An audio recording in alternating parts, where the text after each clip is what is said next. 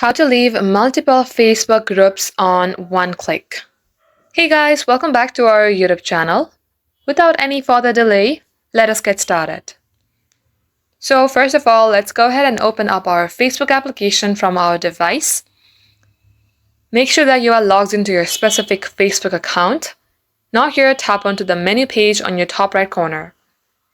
Once you're here, you will see Groups option at the middle section. Tap it.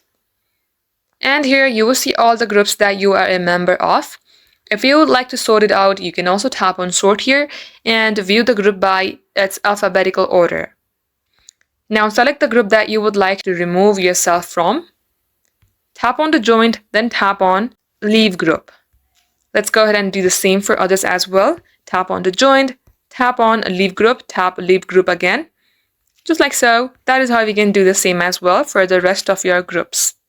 Thank you for watching the video till the very end. If it had helped you in any ways, then please like and subscribe.